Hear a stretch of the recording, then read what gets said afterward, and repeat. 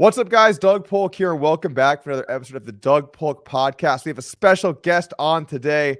Someone it's still hard to believe we actually chit-chat and have podcasts with. Negreanu will be joining the podcast.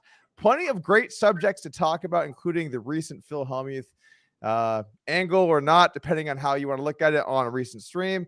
And then we're also going to talk about cheating in poker, World Series of Poker, and much, much more. Should be a fantastic one. But before we jump into that really quick, next week we're going to be joined by Joe Ingram. He's going to hop on the podcast and tell us about what he's been up to. Obviously, a little bit of time away from the social media presence, but now he's stepping back in. A lot to talk about with Joey about what he's been up to and what is in store for him moving forward. But before we do all of that, today's episode is brought to you by CoinFLEX.us. CoinFLEX.us has finally launched, and now Americans have the opportunity to trade crypto with zero fees.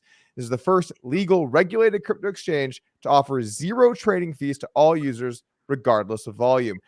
Just how do I earn it? Well, it's easy to do. You can sign up in minutes and start trading Bitcoin, ETH, and many more currencies with zero trading fees. It's just that simple. Head on over now to CoinFLEX.us to learn more. One last note here before we jump into the podcast. The Lodge Championship Series is underway. First few events have been great. We've been smashing guarantees out of the park.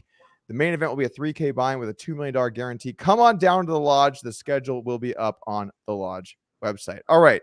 Without further ado, we bring in today's guest. We are joined by Daniel Negreanu. Daniel, welcome to the pod.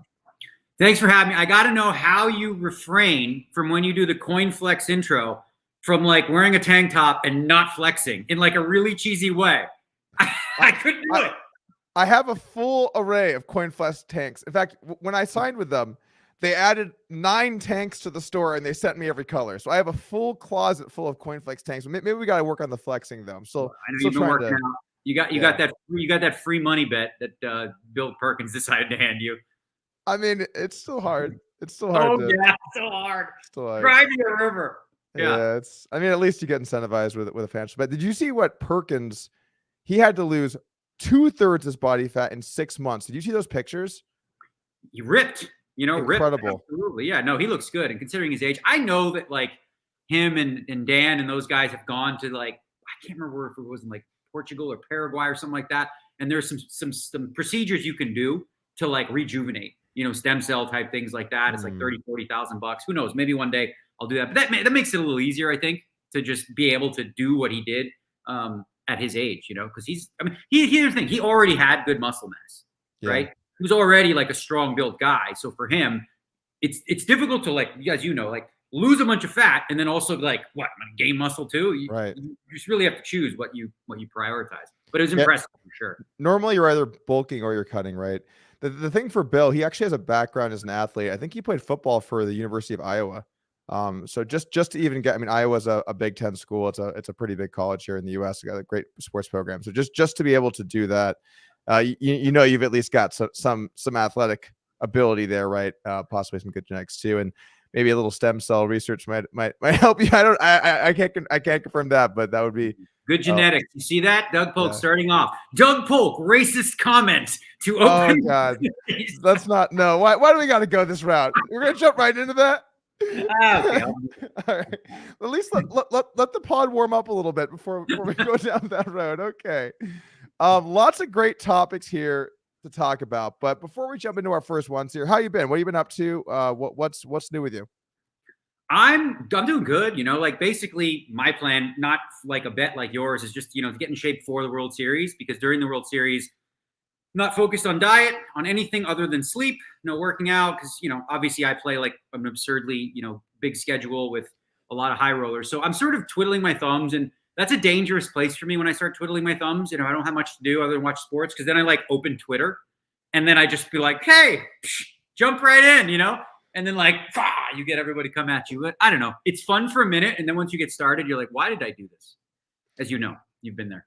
I've partaken in some Twitter beefs every now and then. I was actually shocked, by the way, shocked. I don't know what someone would have had to ask me what the line was, but which one of us would get blocked by Hellmuth on Twitter first? And it was you. You got blocked first, and then he unblocked you, right? I think it was but he blocked me for the most innocuous tweet. It was so mild. All it was when he was playing Eric Persons, right? And I just tweeted. I was like, not sure how to put this into words, but Hellmuth just called for the floor to give this guy a penalty while simultaneously calling him a motherfucking asshole. That was the tweet.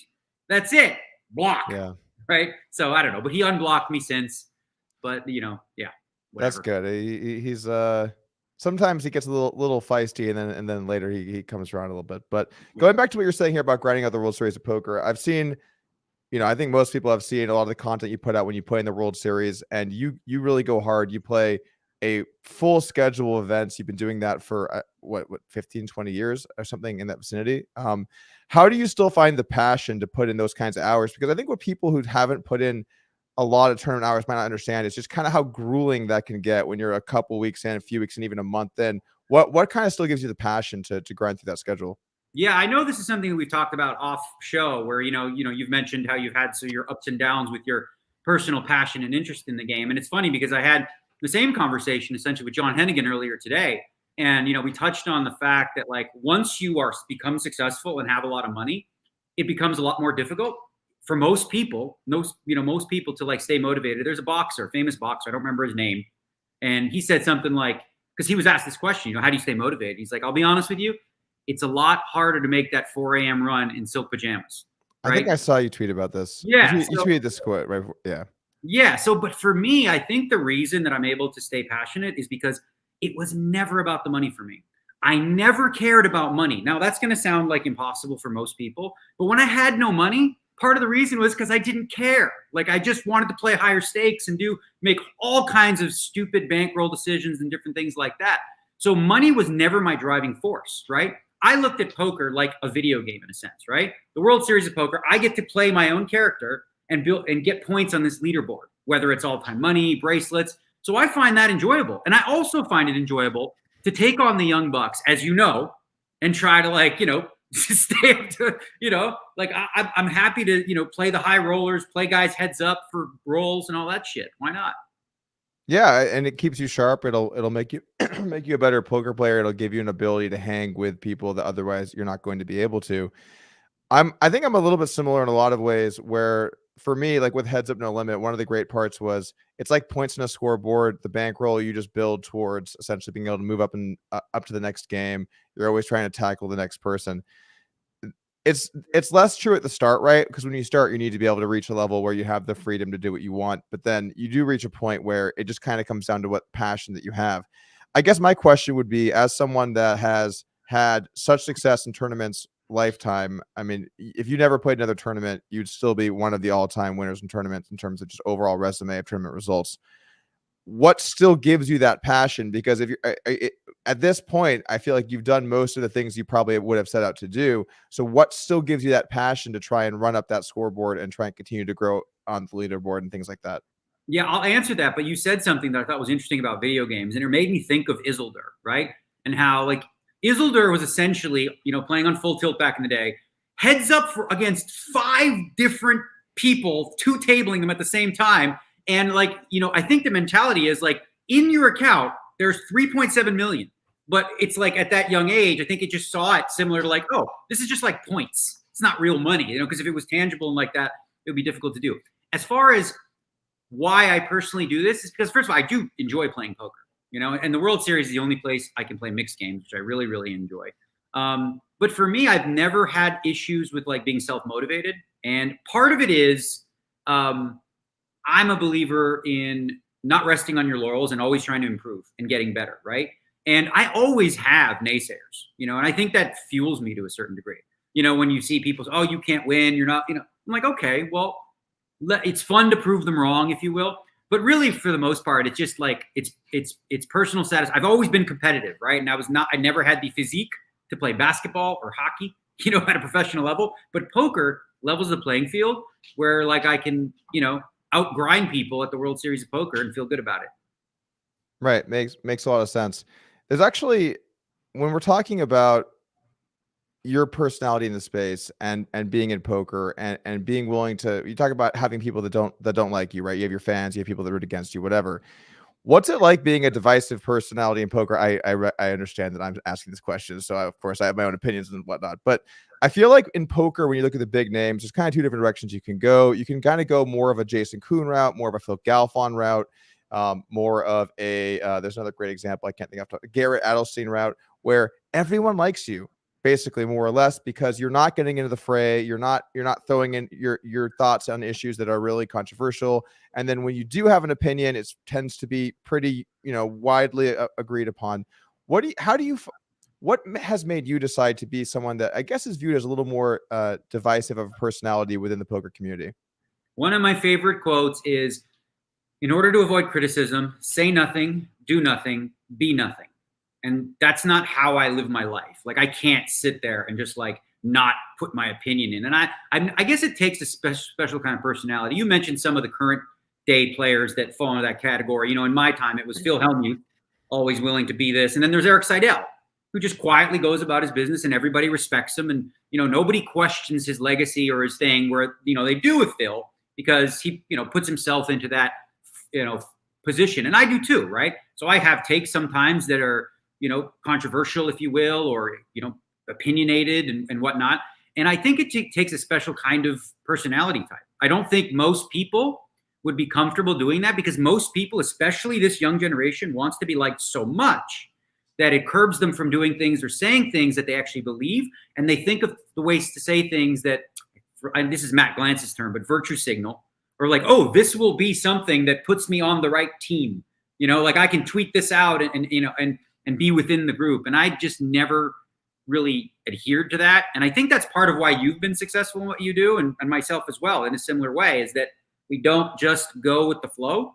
So while you mentioned some of those names that are, well-respected in the industry, they're also not the most prominent figures in terms of, the ones that are focused on on ESPN and things like that. Usually it's the more, extreme type personalities that get that. Definitely. And Seidel's another great example of someone that is just well respected. Everyone likes Seidel. And I also think, for the record, it's not that it's the wrong approach to go a more middle of the road personality where people will like you. I mean, these people have a large audience of people that like them. I had Garrett on my podcast as well. I actually think that's probably the most positive feedback I've ever seen to any piece of content I've ever done. Every single person in the comments just loves Garrett. I mean, that's carefully crafted in their own way, right? Where they have built this image that people really do like them. I think maybe to some extent Ivy kind of falls into that category too, right? Where he's not really put himself in a position where he's said things or done things that might make people not like him. So I think strategically you can kind of go either way with this. You just have to sort of figure out what your plan is. And one important caveat to that is you can't go back. Once you crossed that bridge, they burn it down. You're stuck over on the other side of the island. So at that point, you're done. I would be concerned about how dangerous and how difficult it would be to toe the line of like living a life that is, seen as so perfect. And Michael Jordan spoke to this. He said, like, the Michael Jordan that we were packaged to idolize when we were young, be like Mike, the Gatorade commercials, McDonald's. This was before social media existed. Okay. If social media existed during those times, Michael Jordan says, I could have never made it, right? Because he couldn't live up to those standards. So there was a time in poker before you came along. No, I'm kidding. Where like I was, for the most part, I was still, divisive to a certain degree, but for the most part, one-sided, and people saw me as like a good ambassador. And then that sort of shifted where some people said no, and that sort of thing. But like, I think what's the story? Like, every hero lives long enough to become the villain, or I don't know the saying, but I think you know what I'm sort of getting at. Yeah, no, I have a high rake tournament in my room now too. Yeah. Not a rake, it's a house fee, just for the legislators in Texas. But yes, anyway, carry on. Oh, you're good. That was good. Oh man. Anyway, I had to get the joke into my own expense. While we're on this topic, actually, because I saw this on Twitter, I saw that there was a recent little thing about some fan had a negative experience with you, and I just saw some of the aftermath. I saw a lot of the tweets going on from you and Fedor, and I saw a bunch of other people that basically have kind of weighed in on it. What exactly happened there, and what prompted this fan interaction response? Yeah, well, first of all, I've not had more positive social media feedback in the last couple of weeks. It's weird. Maybe that's why I went on a tangent, because I'm not used to it. But what happened was somebody reached out, on a tweet and said something to the effect of like, hey, I'd love to, when I come to the World Series, I'd love to, like, during the series, like, sit down and have lunch with you.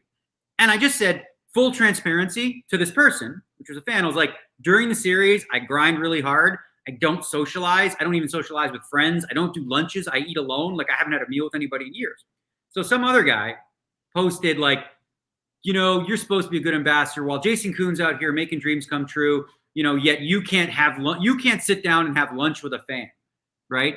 And so I had a little bit of a back and forth trying to explain to this person, right? Like that, he's like, you can't even give 20, 30 minutes to a fan. I'm like, during the World Series, I play and I sleep, right? There's literally no time. If I agreed to just have lunch, I mean, it just seems like that's an extreme thing to do. I'm always willing while I'm playing to talk to fans, to take pictures, do all that sort of stuff. That's never been an issue. But the idea of like, sort of he characterized it as me being like not a good sport because I won't actually have like a 90-minute lunch with a complete stranger during the World Series of Poker grind when I'm in the middle of like some 50K no limit event. Like, so then, Fedor and a couple people saw that and I got like a whole bunch of people. It was really fun to reminisce about all these different people who mentioned like the first time we'd met or something like that. So yeah, it ended up having a positive. The guy apologized for the tweet. So it's all fine. I don't think he understood. I get what he was trying to say. He's like, you should give your fans time of day. And I'm like, I do. But like during the World Series, I mean, I don't have that's the whole reason I have like an RV or a room away so that I can take those breaks and recharge.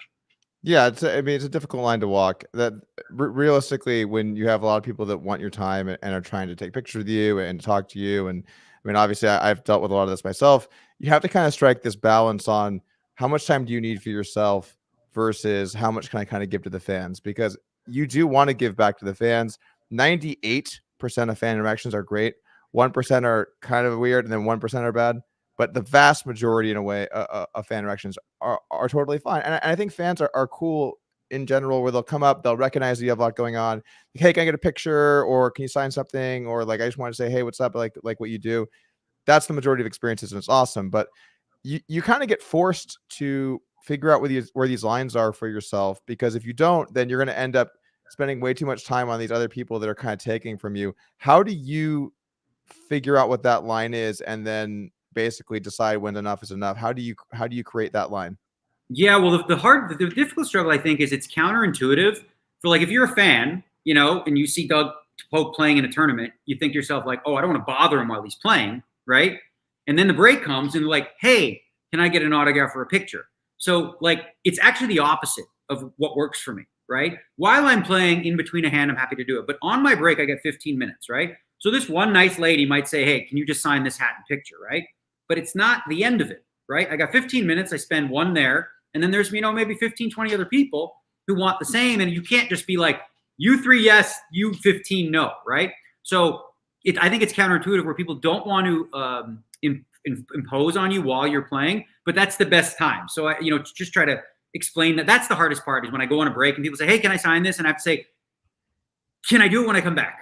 Like, I'll do it when I come back, like that. But so what I do, as far as to answer your question, because I know that I really didn't, is I learned a long time ago that, contrary to what many would believe, is that, because I don't think they understand the term introvert and extrovert, I'm actually what's considered a stereotypical talkative introvert, okay? And what that means essentially is I charge my batteries when I'm alone and I recharge. When I'm around people, I expend energy. I exhaust myself, so it makes me tired. An extrovert has the opposite effect. Like, they get more amped when they're around people. For me, it drains me. So I learned a long time ago, I don't have dinners with friends. I'm alone. I take as much time alone as I possibly can. And, I know when I'm on, I'll be on, but I make sure that my breaks are sacred, basically. That's actually a good approach. How do you then take that and add in the vlogging element? Because a lot of times, if you're going to be vlogging, or you're going to have someone following you around and you're going to be talking to the camera, all of a sudden those breaks become essentially time for content, and then you basically have 0 minutes off whatsoever. How do you balance that? Yeah, so the good thing about the vlogging is I really don't have anyone following me around. Once in a while, Christian, my guy, will take a few shots of me walking or whatever, but 99% of my vlogging experience is me with a selfie stick and an iPhone that I just shoot the video and it uploads. So really what it is, I don't know how much journaling or stuff like that you've done or you do, like in terms of brain dumping, but there's plenty of studies that show, like at the end of the day or in the morning, just journaling and jotting your thoughts can be therapeutic, can be helpful, right? Talking them is very similar. So for me, it's like a wind down. After a tournament's over, go for a few hands. On breaks, I'll do like 4 or 5 minute, maybe video on like a hand breakdown, but it's also like sort of me rethinking the thoughts too. And like, I learned from that. Like I found one of the most valuable things about playing against you in the challenge was how much time I was spending on thinking about poker and talking about it. Right. Because I think what most people when they play poker get to at some point is they go through the motions where they just play. Right. But they're not thinking like, why? So like when I do poker teaching, when I have people come here to the house and I do things, the number one question I ask them is like, because we'll usually play like a fake tournament or something like that, and they make a move. I just ask, why'd you do it? Why? Right? Simple question. But most people, like they made the move and it was correct. Like I'm not even saying they made a mistake. I'm like, but I want to know your thought process as to why you did that. So for me, it's a little bit of learning experience, and I just don't feel like the vlogging aspect I mean, maybe I'm wrong. Maybe it does, but I don't feel personally that it has a negative effect. I think it holds me accountable too, right? Because I know, like, if I bust and I sell little pieces on pocket fives, like I have to explain the hand, right? And listen, I'm going to make mistakes, but I'll acknowledge them. But I can't be just like, yeah, I just got tired, so I punted your money. Hit a piece, and I was like, screw it. At least that would be honest if it happened, For sure, of course, and I would. I was like, I would say maybe I'm more tired. Speaking of punting, I plan on doing way more punting. Like I've been trying to punt more. Like generally speaking, as a strategy, I punted in the heads up tournament at the one they had the 25K. I just missed the money. I lost Darren Elias, and it's like so funny. Like really playing against you changed my relationship with punting in general. Because as a tournament player for 20, 30 years, we're under the mentality of like you never don't punt. Whatever you do, don't make a big mistake, right? I think at the highest levels, you look at guys like, Adamo and, even your tournament success that you had, it's cut from a very different cloth of fuck that, Yeah. I'm trying to get all the chips or be out. And adding more of that to my game is something that I absolutely punted in a spot, but I think it's actually a fine play. In the end, he had it. Oh, well, such is life. But I didn't feel that same pit in my stomach of like, you're such an idiot. You just bluffed off all your chips. I was just like, meh. Good bluff. And you said something too. Sorry, I know I'm rambling, but you said something else. There was one hand we played where you check raise bomb the turn on like Jack 10-8 deuce, and you just went bonkers all in with Queen 7. Okay, and I had Queen 10, and I remember you describing it as a cooler. And at first I'm like, what the fuck's he talking about? Cooler? The guy had nothing. Queen 7. But then it came to me. It's like actually you had like the ideal hand that is like your number one bluffing combo. So it's a cooler in the sense that like you sort of had to do that, right? And you just happen to run into nuts, right? And so sort of changing my thought process on spots like that and be like, all right, well, he had trip 9s, okay. So big deal. Yeah, and I think that once you've sort of let go of this, I need to survive. I need to make sure that, let me actually take a step back. Let's just look bird's eye view, or let's big macro view here. If you're playing in a very small stakes tournament and the level of play is fairly low, you don't have to do this kind of stuff. And in a lot of cases, it's probably ideal to just survive and just put yourself in a position where you can continue to get edge. But I think when you're talking about playing versus world-class people, you're talking about playing in some of the toughest tournaments, you're talking about playing some of the toughest heads-up matches, you're playing people that are very good. You need to have that little bit of unpredictability where at any point, your opponent might think, you know what, he just might be full of fucking shit here. And then when you have good hands, you're more likely to get paid. And then when you do get those bluffing spots, you might get them through. It might give you a chance to build a stack and win pots you don't get to win otherwise. So you sort of need to have that ability to really put people in spots that might not even be standard spots, but still should be taken. Like I've talked to a couple times recently in my podcast about this kind of spot, but basically I feel like in a lot of situations where it goes check, check, and then check again and then bet, most players don't check raise there enough because in that spot, out of position usually gets to have a bunch of check raises unless the nuts has changed drastically. Most players just play that for a check call, and then maybe they think about it on the river and they might check call or they might check fold. But realistically, you look at the like solver outputs, you're going to be check raising those spots a lot. They're going to be super aggressive. They're going to use huge sizes.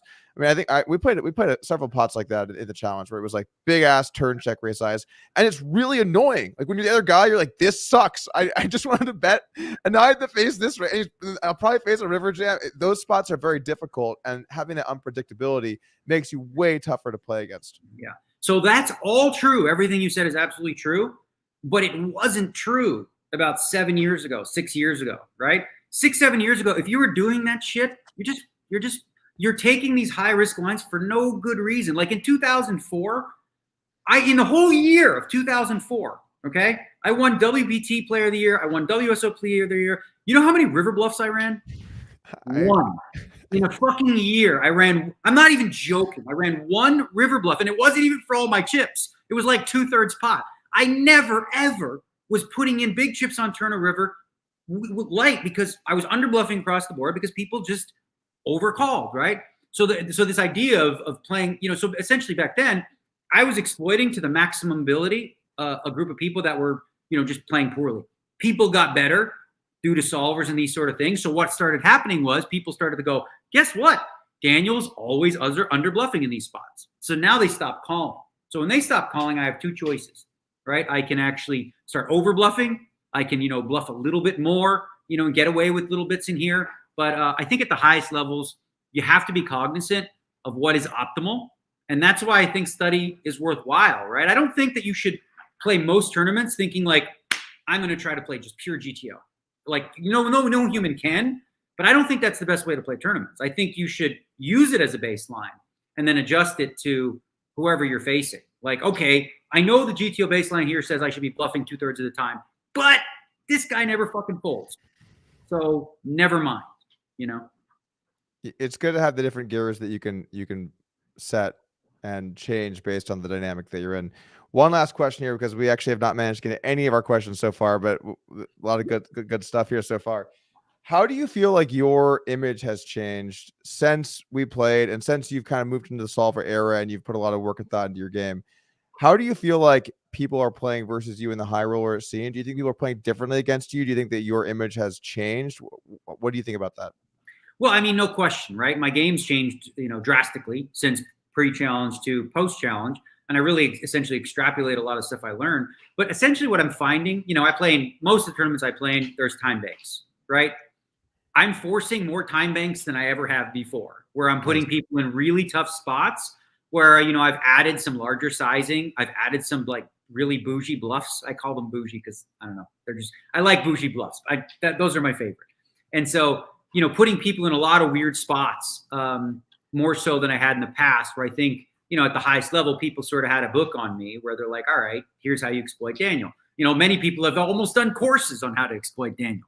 I don't know if you know anything about that, but right. No idea what you're talking about. Yeah. So anyway, I've always been adept at having a decent idea of what my image looks like. And I think that today, people see me, I guess the simplest way to say it is I think people see me as closer to balanced in terms of game theory than I was before.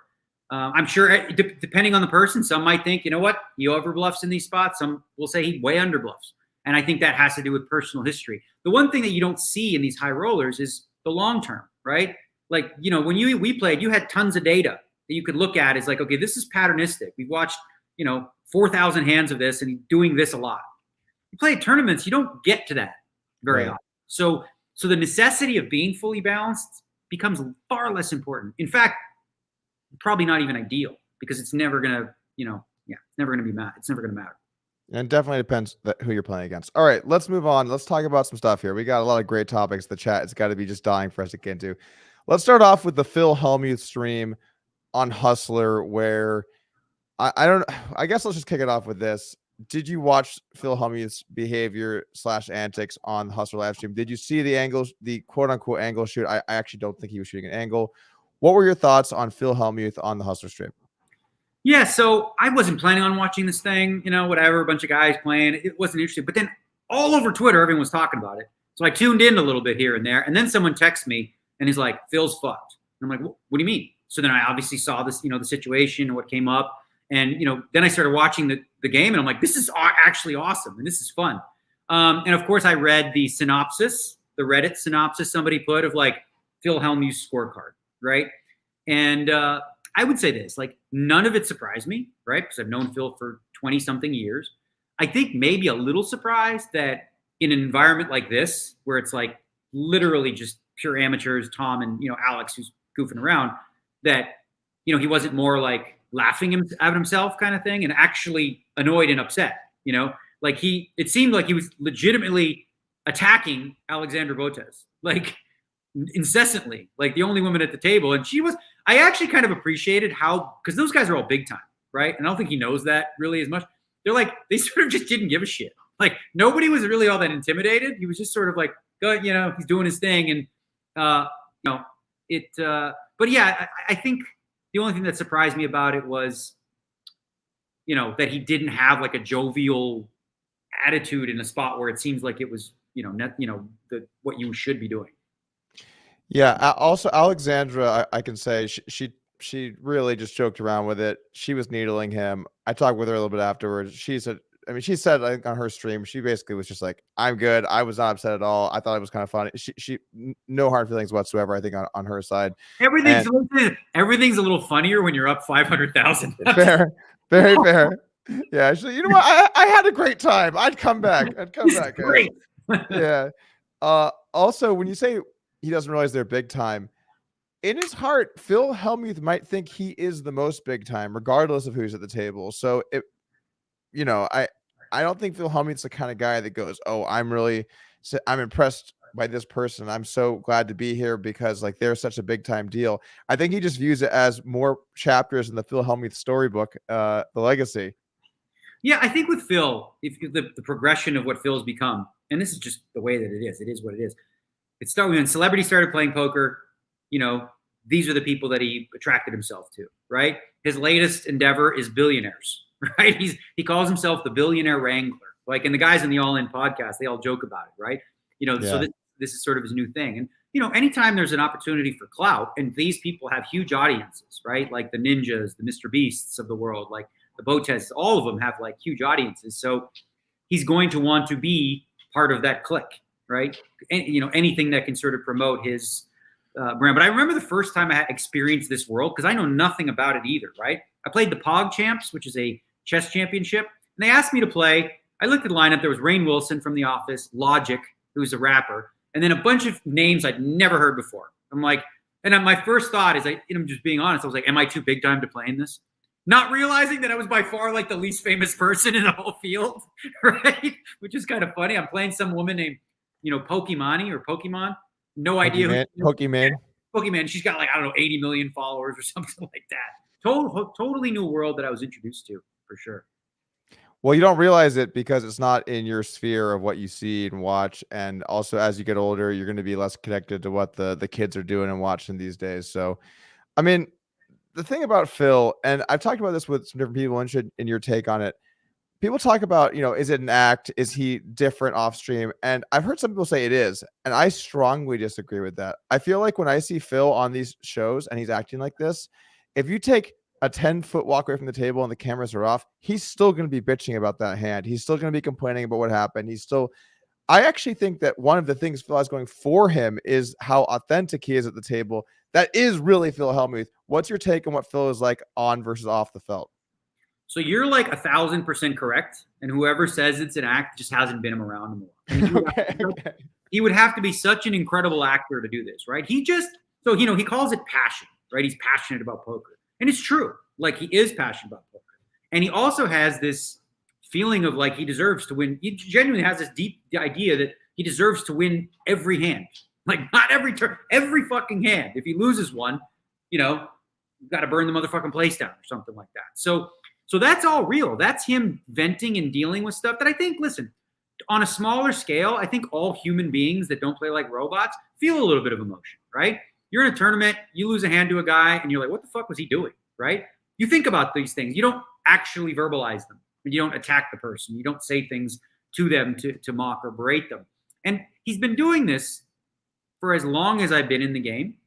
So I don't think people get that it's not as simple as like, Phil, you just need to stop doing that. I don't believe he has emotional control to stop. Like, I don't think he likes how extreme he gets. Like when he said to Chino, you're the worst fucking player in the tournament. You shouldn't even put a penny in with this hand. Like these kind of things to people that he likes. His MO is to have these outbursts, sit on it, apologize, right?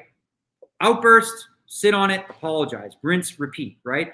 And he feels, I don't know, I think in his world, he feels like, well, this is okay. This is just who I am. It's just Phil being Phil. And I've heard a lot of people defend him in that regard, go, come on, it's just Phil being Phil. I'm like, So guys being an asshole, which Phil is sometimes at the table, like because he's been an asshole for a really long time, like it's okay. I don't agree with that. And this year at the World Series, I mentioned this on my podcast. When I don't mind if he complains about his bad luck and stuff like that, but when he specifically berates people, like Terrence, who's on my pod, he said, he called him a fucking moron for just calling a hand to the river, right? Totally unprovoked. I'm calling the floor for stuff like that, not on my behalf, but to put an end to that stuff. Like he has to do a better job of, approaching that line but not crossing it, because he often crosses it. 2-part question as a response to that. Do you feel like big names get away with too much when you talk about Phil Hellmuth when he says, I'm going to burn this place to the fucking ground, or whatever he said? And by the way, I went back and I watched that table because I wanted to see the context outside of it. It's honestly, it makes it worse. He was just dropping F-bombs for hours, throwing cards. It was that clip was bad, but the context actually makes what happened there worse. So my question is, do big time names get away with too much? And then I'm going to bring you up here. Do you remember an incident a year or two ago during COVID? I think you stood up on a table and went over the glass or something like that. Yeah. I saw some people complaining about what happened there. Should you have gotten more of a penalty in that spot? So 2 things. Absolutely. I do think, like, historically, and this is why it's ironic that Phil was calling the floor on Eric Persons, who probably deserved it, not for this, because, Phil's done a lot worse than that, but he probably did, but Phil's probably the most deserving of penalties throughout his career and like never receiving one. So I do think that here's the thing. Like, I think when you're a floor and you're working a spot, you're put in a tough position, because Phil is a marquee name. You kind of want to okay, guys, keep it down, whatever, but you don't want to go towards penalty. It becomes like a big deal. They did give him a penalty one year and then they sort of like revoked the penalty. And I thought that was like, they shouldn't have done that, right? As for the thing you're talking about, it was all like in total fun. It was during COVID when they had the glass up, that stupid, glass, like, oh, there's glass. We're good, people. No one's going to get it. And we were joking, and I was joking with Chris Brewer, who just went all in with ace 4. And I did my little rant, fucking shit like this. And I'm going to come get him. So I went to pretend that I was coming over the glass. I grabbed the top of the glass and I guess I'm stronger than I thought. And it just yanked and I pulled the glass off. Right. So I don't know. I think because it was clearly in jest and I was joking, that I don't know what penalty you would give me. I was out anyway. I was busted from the tournament. Mm-hmm. If somebody did that in actual anger, maybe that's a different situation where they would at least get a warning, but it was clear that I wasn't and they knew that, they were laughing along with me. So, I mean, you had to be there. It was one of those things you had to be there. But do you think that the average player, if they tried to make that joke, could be misconstrued and they would maybe get a penalty? I guess that's really the question, right? Yeah. No, I think that's possible that's the case, right? And I acknowledge that and I understand that. I try my best in every situation to not take advantage of that quote unquote privilege. I really don't. I don't want it. I don't need it. Treat me like everybody else. I ask, that they do the same with guys like Hellmuth or whatever. But some of it is beyond me. I can't penalize myself, if you will, right? And again, I just try not to take advantage of the situation spots like this. And I have in the past. I remember I was being such an asshole one year where I think I was in Barcelona and they had this stupid rule with first card off the deck rule where your hand's dead. And I was standing next to the chair, and right there taking a picture with somebody, right next to my chair. The third card's dealt. I sit down and she grabs my cards in the blind and says, your hand's dead. And I was furious. And I had a little Negreanu rant tirade. I went all in the dark next hand, just pissed off, screaming and yelling like an asshole. And I probably should have gotten some sort of reprimand in a way, even though in terms of the rule being stupid and I was right about that, the way in which I handled it was over the line. And, again, that's going to happen, outbursts. And if it does, I feel like I should get penalties, but I don't think that stuff with me happens nearly that often anyway. I also think that when you get an opportunity like that, you have to be sort of cognizant that it's happening and that you don't take advantage of it in some of those spots. And I have an example that this happened to me a week or two ago. So a week or two ago, I played, we have a free roll at the lodge every Tuesday. It costs $130. So I don't really understand. But anyway, it's a free roll. And that's the max buy-in you can buy in for. And I got deep in it and the blinds were getting big. And I got unintentionally tricked into folding out a turn where the guy to my right was placing his big blind out. And he was counting out the big blind about to go across the line. So I was like, oh, he's the big blind, and I fold. And we have very strict out of turn rules at the lodge. Our tournaments run very smooth, but we have strict rules. I think actually it makes it a good playing environment. Anyway, he looks at me, sees my fold, takes it back, and there's a hidden big blind actually behind there. He was just counting out his big blind for the next hand, and so I folded out of turn, and I instantly got a 3-hand penalty. And I'm in the early position, so I'm about to have to put up my big blind ante and lose a fourth of my stack or whatever.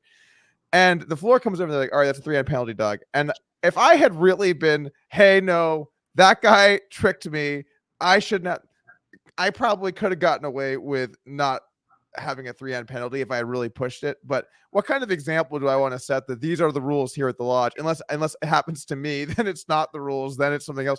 So I just sat there and I just took the, 2 big blind penalty to the face at 200K big blind or whatever the hell that tournament had gotten up to at that point, or 25K, whatever it was. I guess the point is change that rule, bro. That's 3 hands is extreme. Like what? It's pretty extreme. Honestly, it's pretty extreme. Especially for when they're accidental, like that. Yours was obviously accidental. My concern there would be like, an amateur player is way more likely to do that by accident. So they're the ones that are going to be unproportionately penalized. Yeah, I try to stay out of rules and tournament structures and things like that because it's just not my area of expertise, and just trust my staff. A big part of when you run a business is you just have to have good people that do a good job and you trust them. So yeah, it might be worth looking into, but tournaments run pretty smooth overall. Although we do have the occasional very upset person when it's deep in a tournament and they fold out of turn, but then people stop doing it. So it can have a huge impact. I remember on the EPT, there's a guy named Alberto Tamba, who's a big time skier at the time, and Olympian, whatever. And he didn't really know poker that well. He was playing EPT San Remo, and there was a spot where he thought the hand was over on the flop. He bet the flop, and he thought it was over, so he turned his cards up, right, to show everyone. Someone had called, okay? So now he's playing at a huge disadvantage already because he has to play the rest of his hand face up. Plays the hand of the river. The floor person comes up, taps him on the shoulder and says, I'm sorry, sir, that's a 1-round penalty for turning your hand face up because that was the rule, right? And I remember speaking to Albert. I spoke to him days later. I spoke to him months later. And he's like, he doesn't play anymore. He's like, I don't know. I feel uncomfortable. I don't know the rules. I don't want to get in trouble. It's like we have to I get it. You have to have rules, but I've always been a big proponent of also using common sense in spots like that. The thing is, when you have talented people at the top, maybe, or a general manager, someone that really knows the rules, they can infer those things. But then as it gets given out to people at lower levels that are less familiar with the location or the players or whatever it is, mistakes start to happen. So I can see both ways. It definitely makes sense in situations where, like that, where they're already being punished so severely in the hand. And obviously they thought that they had folded or that they'd won the hand. Some common sense would tell you that's unnecessary. But then once you have that sort of caveat in there, then it becomes who gets the rule and who doesn't. And it gets into this really gray area pretty quick. So I guess I can see both ways on that. Bringing this back to Phil Hellmuth, though. So just a few notes about the things that he was doing outside of the hand that everyone was talking about. Just playing extremely short stacked. Why would you do that in that game? Obviously the braiding we talked a little bit about already. And then the refusing to straddle in some spots too. It just seemed like besides the braiding and just the way that his general demeanor at the table, it just kind of felt like a bad look for poker players when you have this audience that you just never get in poker. It's the biggest stream that we've had by a mile. We have this huge audience that we can kind of tap into and maybe bring into the game. And we're putting in Phil Hellmuth berating people and short stacking. What do you think about some of these other things about Phil's general demeanor other than the braiding of players? Yeah, so that is an example of him taking advantage of, the fact that, people want him on streams. That is him taking advantage of privilege in that regard. Because what other pro do you know could play in a juicy lineup like that for high stakes, and everyone in the game is straddling, and he says no, right? A straddle costs $400, right? If everyone else is straddling, this isn't minus EV for you. It's neutral, right? So you're essentially saying, no, I won't take neutral EV against a bunch of amateurs. I'm going to squeeze them and get an extra $400 in value per round because I'm not going to straddle, which is obviously a losing proposition on its own. If you're the only one straddling in a game, you're just punting EV. If everyone's doing it, it's totally fine. It sets a really bad precedent as a professional. If an amateur doesn't want to straddle, totally different story, right? But if you're the one guy, you should never really be the one guy. If you don't feel comfortable playing in a game because the stakes or whatever, that everyone's straddling and you don't want to, then you probably don't belong. So And also like the short buying stuff. Like I did think it was pretty comical when he's sitting there on like 3K and Alexandra has like 800K and he's like, she's just going to give me all of her chips. I'm like, how, Phil? You have to win 75 flips in a row like to get all of her chips. Yeah, there was a great little note on one of the things where it showed his stack, and it said like Phil Hellmuth has them right where he wants them or something like that. When he has like 10K or 8K left, and obviously But Alexandra. it's funny because like I've said to Phil to his face, I'm like, you're no good at deep stack, right? He's like, oh, I love playing deep. He says this, right? I love playing deep stack. But in every cash game you see, he always tries to make it as tournament-like as possible. Minimum buy, do not reload until you're all in, right? Because that's what his forte's been for most of his life. He's not been like a cash game guy. So he sort of extrapolates from tournaments and tries to make that, into a cash game. And that's not good for a poker game, as you know, right? When you have people short stacking, kills the vibe. It punishes people who are opening light, so it forces everyone to be nitty.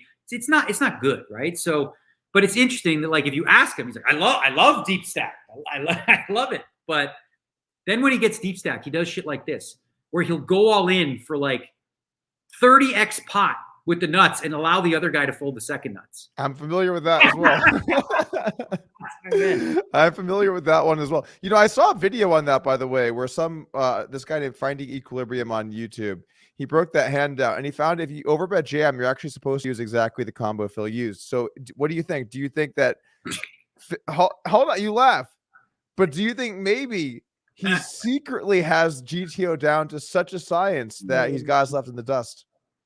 Yeah. I mean, I love that he said that several times where it's like, maybe I'm just so far ahead of the curve, right? Yeah. That people don't know. We were sitting at a table at the Poker Go studio during the US Poker Open. And he said, he probably read a tweet. Someone said this. He's like, that Daniel doesn't have nearly your poker knowledge. So he said it to me. He's like, you'll never have the same poker knowledge as I do. And I didn't say this to him, but in the moment I was going to say, if I ever match your level of poker knowledge, I will be forced to quit because I cannot compete, without having like the simplest understandings. Like he shows his, I guess, lack of fundamental understanding when he says things like this. You remember the Queen 4 hand, right?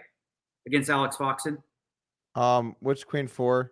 Oh, of course, the Queen 4, the only Queen 4. There was only ever one Queen 4 hand. The only Queen 4. So right. Foxen opens on a big stack. Hellmuth re-raises. Foxen goes all in. Hellmuth calls with the Queen 4. The next day, he explained why he called to us. And part of his explanation was that he felt that some of the time he would have the best hand, right? And he believes this, right? Which is, as you know, completely impossible. It is absolutely impossible that Foxen would ever have a worse hand than Queen 4. But he doesn't understand, I guess he doesn't understand poker in terms of the way that ranges are developed. Like Foxen, if he did have Jack 10, he would have just open jammed that on his own, right? And he certainly wouldn't call it off, if you will. Like he doesn't have fold equity in that spot. So I don't know. He has some fold equity. There's some small portion of hands that would raise small fold. That should be a part of it. Your button open range. I think it was. Oh, his button open range for sure is going to have like raise folds, right? For sure. But he's not going to raise the Jack 10, have Phil re-raise to like 7 bigs with like raise half a stack or 2/3 of a stack, and then just go, I'm 4-bet jamming the Jack 10. Like that's not. Oh, you're talking about the calling the jam. Yeah, when he called. So Phil 3-bet it, Foxen jammed, and then he called with the Queen 4 and suggested that some of the time he has the best hand with Queen 4, which is completely impossible. Isn't the call a little better than the 3-bet? Because the 3-bet, you're just taking a complete piece of shit and you're 3-betting what should be a relatively tight button, polarized button raise range. So there's like so many better hands to choose from. But when he jams, the odds he's getting on a call, he was getting pretty close to what he needed. Yeah, he needed like 30% or something to call that, right? Or 32%. It was really low what he needed. Yeah. 28. It was like, so here's the thing. This is part of Phil's thing, right? Like, sometimes people open. He doesn't 3-bet or jam with like, the hands that a solver should suggest. He does it when he feels like doing it, when he's in a mood. Someone opens, he has deuce 5 off, all in. He just jams with those hands. If he thinks you're weak, he goes with these reads or whatever. So for him, I think like it's hard to say. Like, do I think jamming with queen 4 off against the button open is, from an ICM perspective, it's obviously a punt. Is it the worst play in the world against the chip leader? Probably not. Which is essentially what he did. It's just an awkward thing to do, to 3-bet it all off of 16 bigs. Like, I don't think I've ever seen anyone do that before. I think 16, you can have a very small range of small 3-bets. But yeah, you mainly just jam. Do you have any 3-bets that fold to a jam? Yeah, I think maybe you should probably have some, right? You should probably have some, I would imagine. I don't know, man. That all I mean, a really small, probably a really small number of hands. What hand would make sense to do that? Where you 3-bet now, and now it's like, oh shit, he's all in. You're not getting the right price now to call it off. Like any ace, king 4 suited. I don't know. I don't know. Fuck, I don't know. 8, 7 suited, maybe 7, 8 suited. The 3-bet full. That seems fucking. I don't know, man. I don't play tournaments anymore. Ball, see to flop if you're gonna do that. And heads up, you don't have to fold 8, 7 suited. I'll tell you that right now. Yeah, you're seeing a flop. 3 cards are gonna come out. We'll go from there. Yeah. All right, let's move on to talking about the actual hand itself. What's your opinion on whether he folded or not, and then the outcome of the hand? What do you think should have happened? Okay, so I have a very strong opinion on this, and I think it's pretty clear when you look back at the video. I think, first and foremost, I do not believe for 1 second that Phil Hellmuth had any intention to angle this player at all. None whatsoever. Agreed. Okay. So that's part one. However, the 3 actions that took place are all in line with what an angle shooter would do to get an amateur to turn their hand over prematurely. Number 1, pushing your cards forward. Number 2, twiddle your finger to go turn your cards up, right? Number 3, have your cards turned up. You're creating chaos. You're creating an environment where especially against an amateur player, they might be like, I don't know, or do I turn it up? And they might mistakenly do that, right? So inadvertently, those 3 actions can lead to something like that. So there's some personal responsibility, I think, on a pro to be like, oh shit, I sort of provoked this to a certain degree. Now, ultimately, it's on the rec, right? But what if it wasn't Phil? What if it was like Joe Blow, who is an actual angle shooter, and we know that, and he did the exact same thing? We won't give him the benefit of the doubt. He's clearly shooting an angle. The issue with angle shooting is it's legal. Okay, the whole point of the whole reason it's called an angle shoot is you're twisting the rules in your benefit, but you're playing within the rules. You're just doing something that's unethical, right? So what should have happened? After that is where I think Phil got a little bit bamboozled by like Tom and everybody was, I think Phil genuinely thought that like only taking 5K from this guy was giving him a good deal. Having said that, Phil never made this call. So he was totally free rolling, right? Completely free rolling. If the guy turns over ace king, he can just fold his hand, right? And there's no guarantees he was actually calling. We've seen Phil make bigger folds than that in spots. So there was no so I suggested to him privately, you should just chop the pot with the guy or play for what's in the middle. Like, okay, how about this? Like, let's just play for what's in the middle and run it out. In this case, he would have lost what was there. But to take advantage in that spot, again, I don't think he did it with malicious intent. And then I think post, Twitter barrage, he was defensive and being like, I did absolutely nothing wrong, et cetera, et cetera. And then ultimately came to his senses and, gave the guys 5K back and chopped the pot, which I think is the correct resolution in this spot. Like, that's what I would have done, I think, and I think I would feel, I don't know. I couldn't imagine taking more than half the pot in this spot when like I'm essentially free rolling the guy. It is tough when you're not in it, right? Because when you're in it, stuff happens fast and you have to think, what would I do, knowing myself, and then also knowing that you're human, you can make mistakes. But making the guy pay 5K when your action caused him to make a mistake and he's a wreck, I just don't think I could make him pay me for that. I would just feel too bad. I do think Phil said, if you watch it, he's like, well, what do you want to do? Right? But like, he's supposed to know, right? This guy's an amateur. He doesn't know. He'll take his word for it. Where was the floor is what I want to know. Why did the floor not come over and fix this? Well, this is what you see, right? And you play these private cash games and stuff. People sort of police themselves. They figure it out on their own. And like if I'm that amateur, I mean, Tom Dwan says give him 5 or 10. Phil says so. I'm like, I don't know. Okay, here, I don't know. Maybe it was my mistake. I'm sorry. And like, I did find it funny that Phil says, I'm not mad at the guy. He's like, I'm not mad at the guy for turning his hand up. I'm like, no kidding, Phil. You're not mad at him for like giving you all this, like opportunity to free roll or whatever. But ultimately, I thought it was a really bad look, all encompassing, because I think there was a lot of average, people that don't know poker in that level. I've seen videos listed, pro hustles and cheats, guy in the thing because they don't know as well. So anytime something like that comes up, when you're on this stage, right, the money should be secondary, right? It's like, if you're there for one reason, to market poker to a whole new audience of people, right? Right. And you don't want them leaving with the idea that the pros conspired, right? Like Tom and Phil conspired to screw this guy out of his entitled pot. Because it was even worse because the guy would have won. They fucking he would have drilled a 6 on the turn. Jesus. I also think that there's an argument to be made here that if you just go letter of the law on this, which is forward motion cards past the betting line, I think most rooms would just rule that a fold. Even if it wasn't intent, it's just forward motion cards past the betting line. It just is a fold. Whether you want it to be or not, I don't think he was intending to fold. He wasn't trying to angle. I don't think anything malicious whatsoever happening there. Yeah. But I think when you talk about angle, I think specifically the camera angle made it look way worse. Because the camera angle's up high.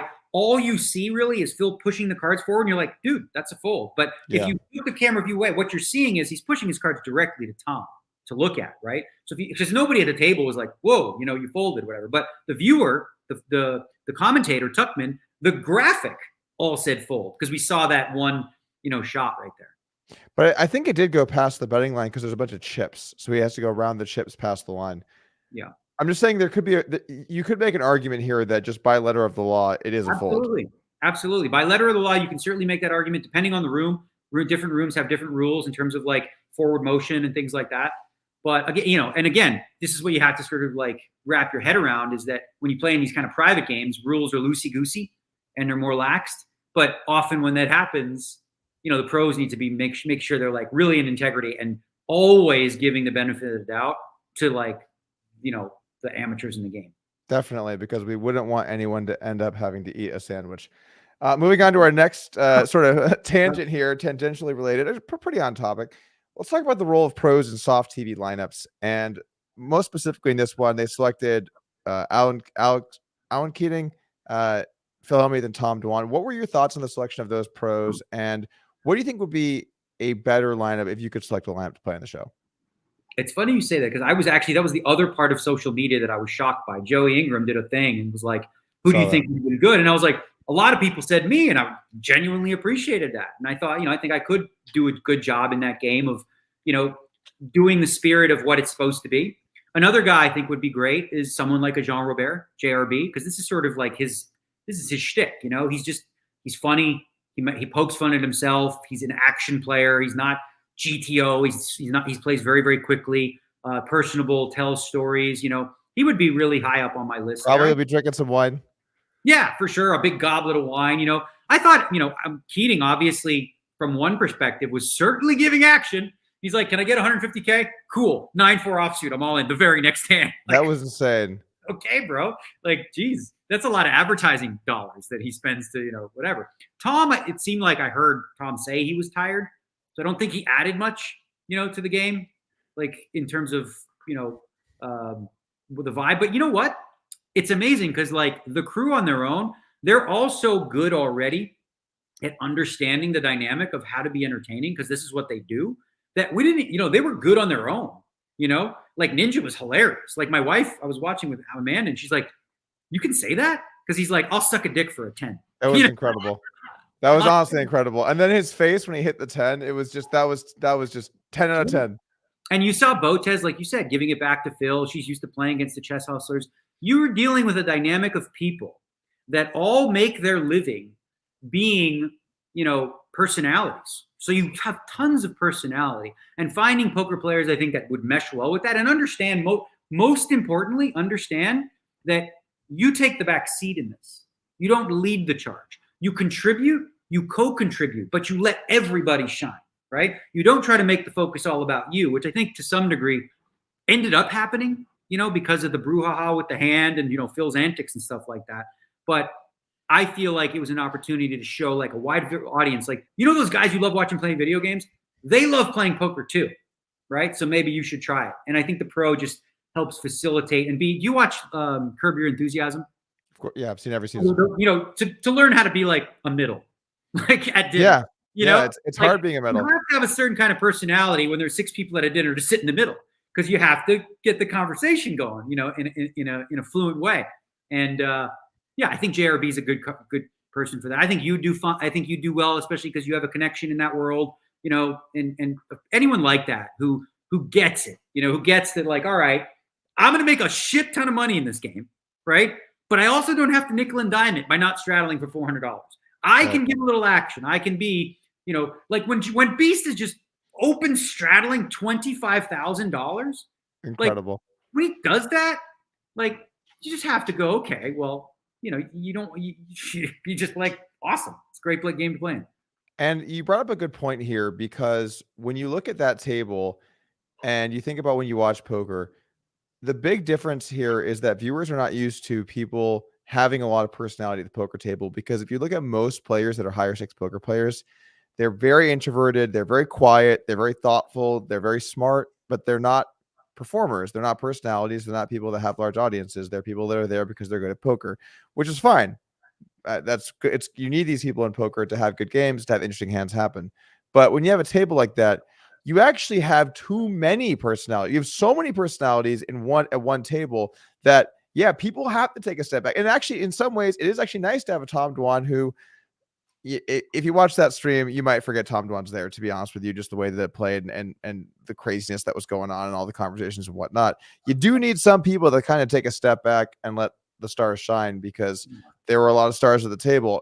Poker tends to have the opposite, where you need someone to kind of step in and save the day. At least I feel that at some tables I played, like, I need to break the ice and get some conversation going. And Chet, I assume you're similar when you're at the poker table, where if it gets to that awkward, tense silence sometimes for too long, it just feels a little bit uncomfortable, particularly when it comes to some of these TV stream cash game formats where you want to at least portray that you're having a good vibe at the table. Yeah, you touch on so many important things there. Obviously, the dynamic difference between like high rollers, where people are there just to make money. Their entertainment is not on their mind, and you know they're taking 30 seconds. And it's from a casual fan's viewing experience wise, it's like not all that, you know, interesting to watch in that regard. And then, you know, you touched on another point, which I think is even more important, something that I learned just from, you know, whatever, my 20 years experience dealing with celebrities or people that are the center of attention in their world, right?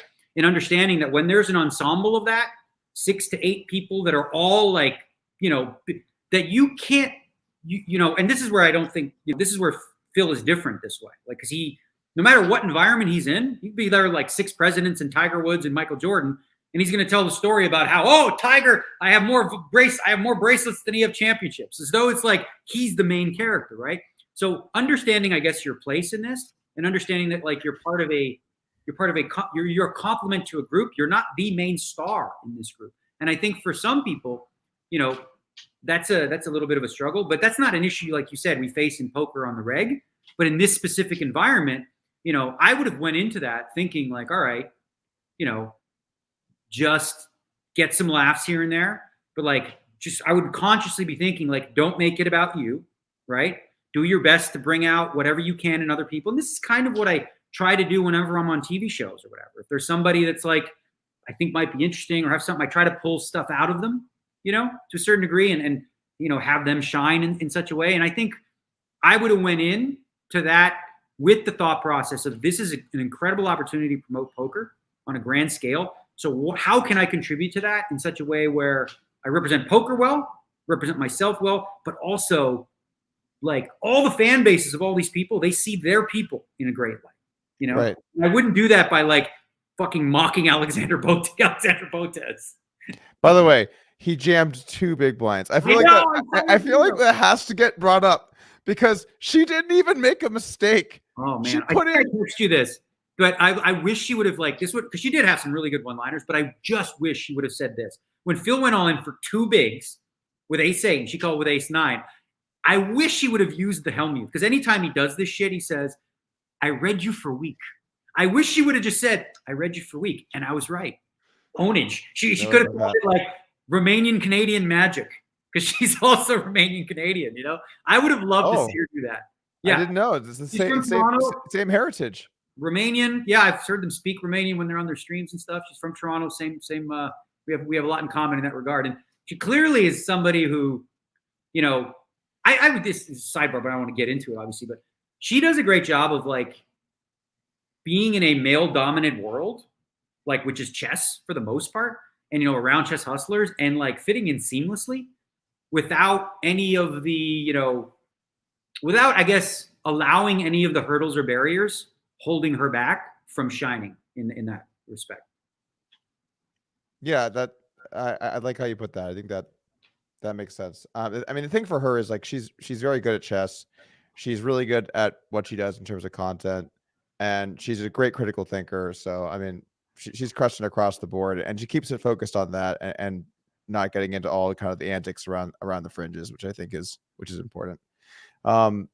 So moving on, let's change gears pretty drastically here. Let's talk about a lot of the cheating stuff recently. There's been a lot of cheating stuff. I know you knew we were going to jump into at least some of that here today. We've got the Ollie and Schindler stuff. We got the Bryn Kenney stuff. I guess let's just kind of open the floor with what are your thoughts on the recent cheating allegations as a whole? So this is interesting. And obviously, I knew we'd be talking about this. I've talked a little bit about my podcast. The high stakes community, where it was in a strange place, I think. About August of 2020, I believe, GG Poker released on Poker Fuse or whatever the news that about 60 accounts were banned for varying degrees of RTA. Okay, what wasn't released at that time were the names of the people and the exact types of cheating anybody was doing specifically, right? But it didn't take much to put two and two together and be like, all right, these guys were playing every day. Accounts were banned for RTA. They're no longer playing. Okay.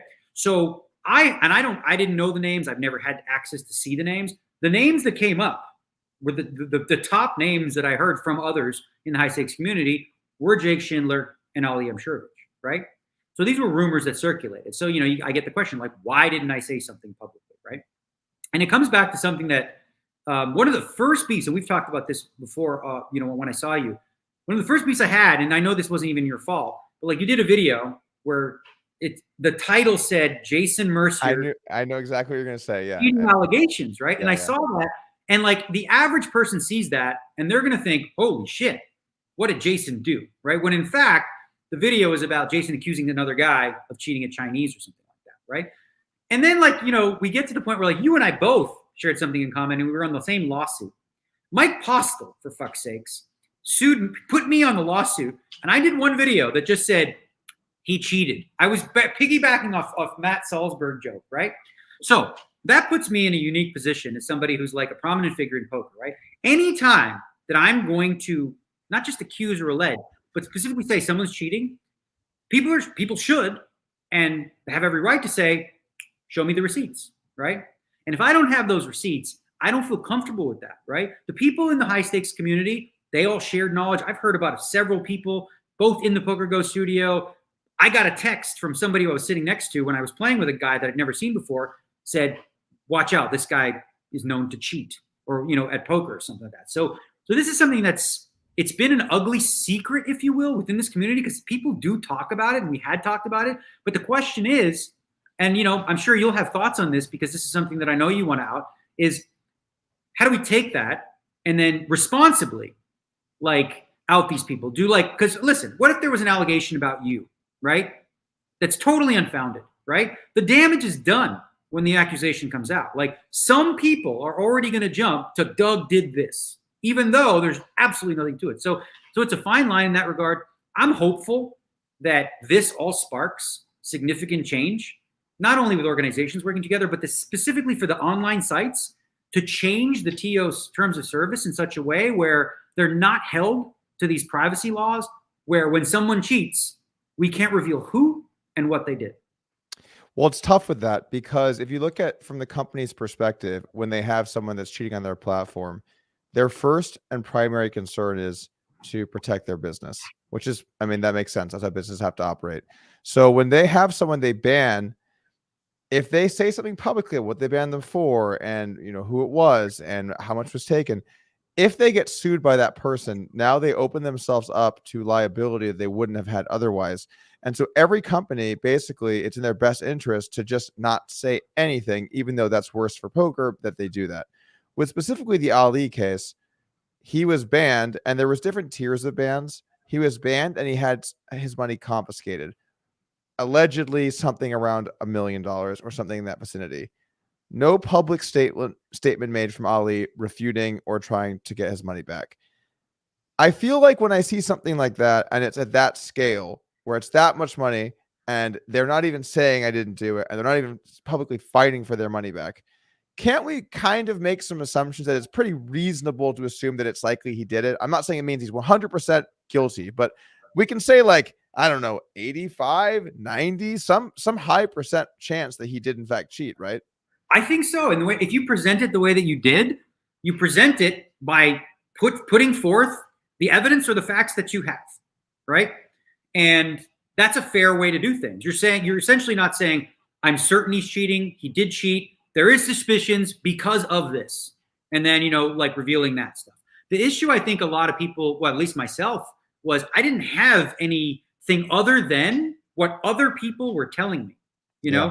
They said this, they know. See, like, I'm not in that world, right? I've never been in the high stakes online, professional poker player world. So these guys have a really deeper understanding of what sort of, ghosting stuff is happening, and trading and who has pieces of who. Like, I remember being 3-handed in the Super High Roller Bowl with Jason Kuhn and Justin Bonomo, and then like finding out that, they had a swap, which kind of might have been relevant, like I didn't know, like I'm not in that world. I'm not in the WhatsApp groups with these kind of people. So I was certainly, like, I guess what's the word I'm looking for? At odds, because I think the sites too would like everyone to know. I think it would be so much better if we could just be like, boom, boom, boom, boom, boom. These guys all cheat. Let's get rid of them, right? I know that Poker Go would want to do that. I know that like the World Series would want to do that. But as you said, they have to face the bigger picture issues, right? We're going to say this guy cheats. The hand that Alex Foxen pointed out, right, that Ali played live, where he 3-bet the flop. Now, when you look at that hand and you think of the history, you're like, this is incredibly fucking suspicious. Just to clarify for people that haven't seen this hand, there was a hand where Ali, I believe he was in the cutoff and he opened with some ace-8 or something like that. Ace-9 offsuit. Ace-9 offsuit. That hand, a player to his left or his right, I think left. I remember it exactly. So Paul, you go for it. Just break it down for the audience. So ace-9 off in the cutoff. Ali raises. Paul Fua, who's kind of sloppy with his cards, and you can see this on the video. He lifts his cards up, folds them. He has the ace of diamonds and a 5. And this becomes very relevant, okay? So he folded, though. So he's not in the hand. Now, the Adamo defends the big. It comes deuce, 4, 6, all diamonds. Check. Ali bets. Adamo check raises. And now Ali comes with a small 3-bet with ace-9 offsuit, okay? So Alex printed through, like, he put the solve up, said this is not a thing. You would never do this without a diamond. It's not, anywhere near GTO. So we see that, right? That's suspicious. Is it proof of cheating? No, unfortunately, right? Because you could always make the case, he went with his white magic read that Adamo was weak or something like that, or that he plays unconventionally or something like that. What you can do, though, is you can start to go, holy shit, this happened here. And then you can start to accumulate evidence that's circumstantial and go, I'm starting to wonder. But, speaking of Adamo, right? This happens often whenever we have somebody new in poker that's doing things that nobody else is doing. Some people get suspicious, right? Adamo's doing things and taking lines nobody else was taking, when he was crushing people. So some people, what does that mean? What's going on? So you have to be careful of like making sure that when you are going to build a case against somebody, you're doing so based on like, a good amount of at least circumstantial evidence, if not hard evidence. In that spot specifically, when the person next to you looks at their hand and folds and you see the cards, I've always thought that the standard procedure is to tell the table that you saw these cards. Do you think that's correct? Or do you think that it would be, what's the correct thing to do there? I do, because here's the thing. A lot of people say, well, it's not my fault this guy lifts his cards up. You're like, okay, I understand, this guy's being sloppy with his cards. But what you're doing is you're not just taking advantage of him.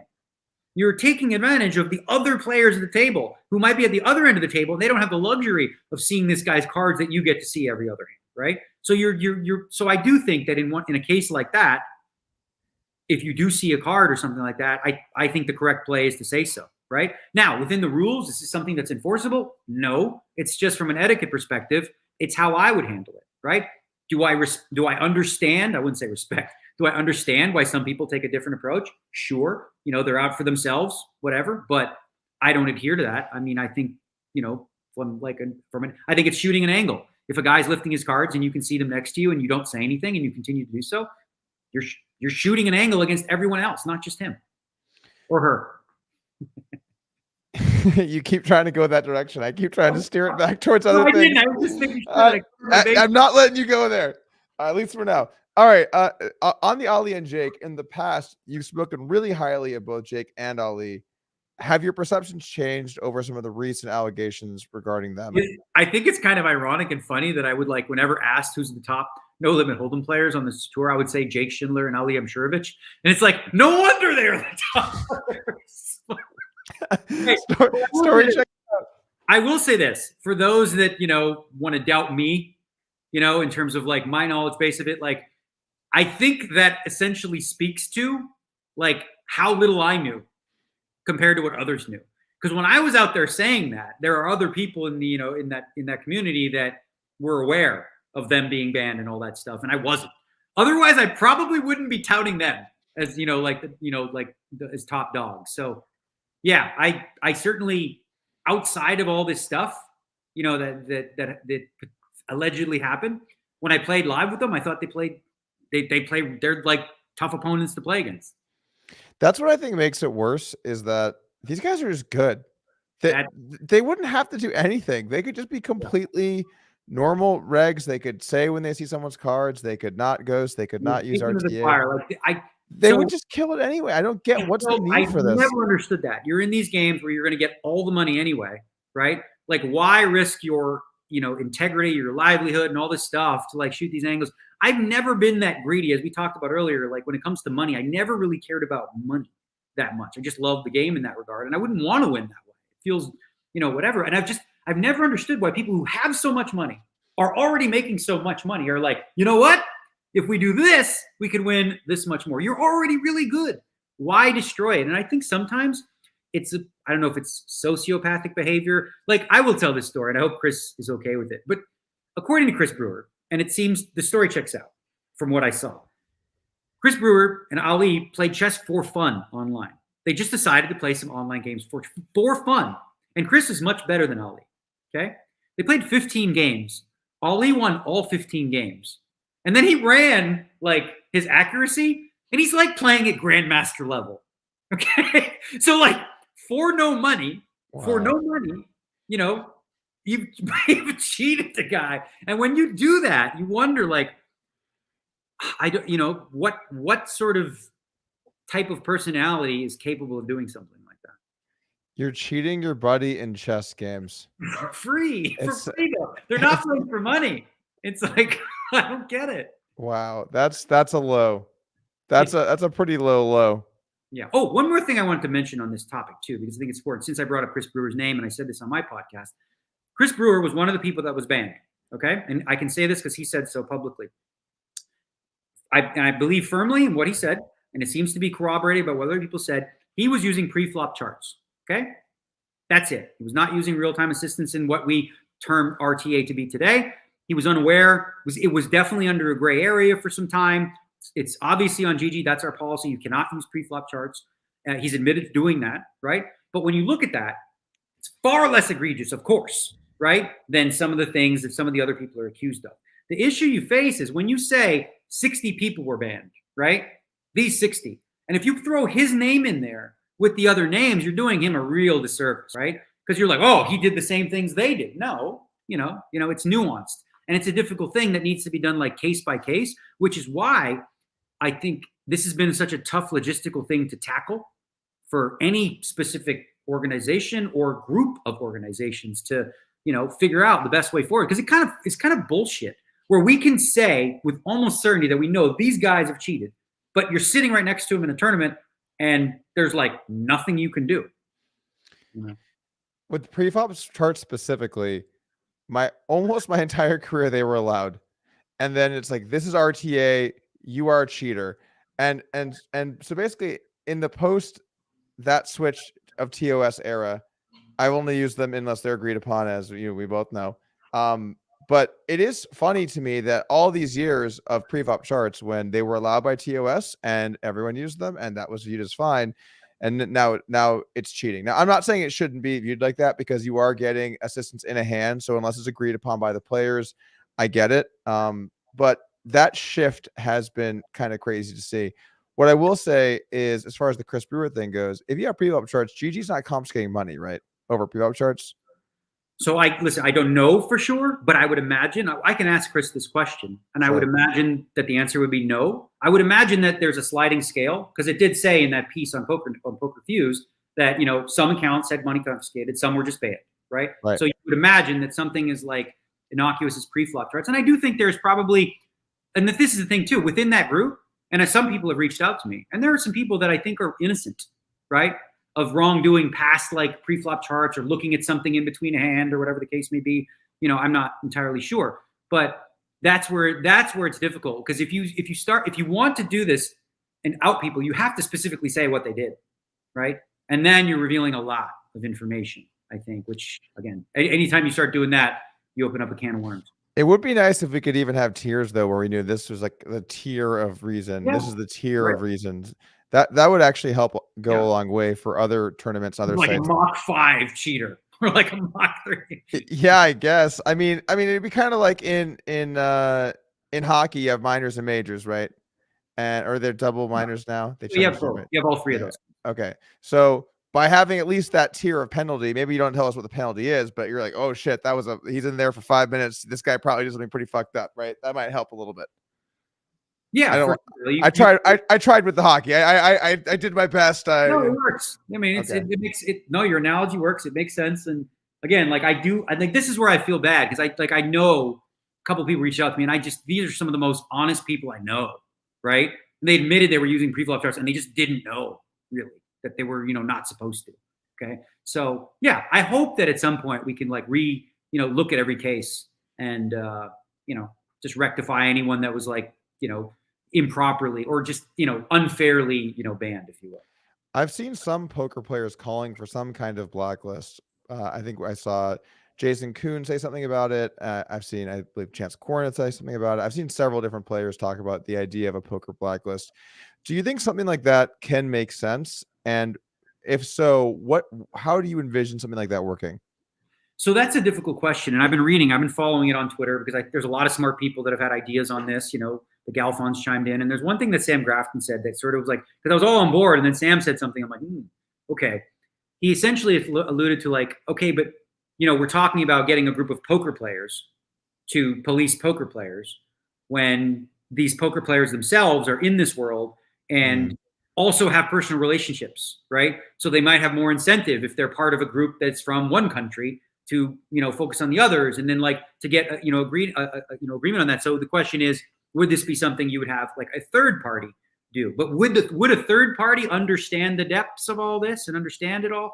I think I don't know if specifically blacklist is the right way to go, but from what I heard, rumor has it, okay, seems pretty reliable. This is rumor that Jake Ali and Rock Gostika were not allowed to play in Monte Carlo just now. Okay, so they went to the stage to register. Then they were on the beach. They were showered. They were not allowed to play. That's confirmed. The beach part, not okay. Well, they changed your heart. They decided, you know what? Poker's dumb. I'm hitting the beach this trip. Yeah. What are the odds that they're just on the beach, avoiding the 50K? Again, but yeah, speculating. But so that I think it could start, because originally I had this idea that it had to be this grandiose thing, but I realized that's not the way it needs to be. All it needs to be is like little by little. So if a cheat has 10 outs, like 10 different places they can play, you eliminate one. Okay, and then this one works with this one and says, you know what? We're on board with that. Okay, so now he's down to 8 outs. And you slowly but surely back this person into a corner where we make it like less easy to just be like, fuck it, I don't even care. So like what you see is, from what I heard, as you said, Ali has not refuted. He's not spoken publicly. Jeff Platt spoke to him and said, would you like to speak on camera? He said no. He said, would you like to speak off camera? He said no. So he showed up after all these rumors came up, played the Poker Go. He won one of the tournaments, and played. And it's like, I get it from an outsider's perspective. Like, I get it. If you're like part of the master, you're like, how the fuck is this possible? Like, how does this make sense that we can all sort of know, but we're just nothing can be done? Like, you think, like you look at someone like Kerry Katz, who's invested in Poker Go and tried to promote this thing. And now some of the people that have been prominent in that, have had their images tarnished, and it tarnishes everything. It tarnishes everything that they do in the studio. And it's an unfortunate thing, because it's like, obviously not what he wants. He has no incentive to like want that to happen. Definitely. And Kerry has done a lot for poker with Poker Go and his support of the high roller community in Las Vegas. Definitely an ally to poker. I don't think that the Bryn Kenney situation was something that he probably wanted to see, or really, I know he's close to Bryn. I don't exactly want to say exact relationships and stuff, but the Bryn Kenney thing, there were a lot of aspects to that too. I covered the story here on this channel a few weeks ago. Some pretty wild stuff, some stuff that was definitely more into the funny territory, like the psychic and the shaman, and you get a chance to check out all that. Buddy, frog poison. When he said frog poison, I literally spit up what I was drinking.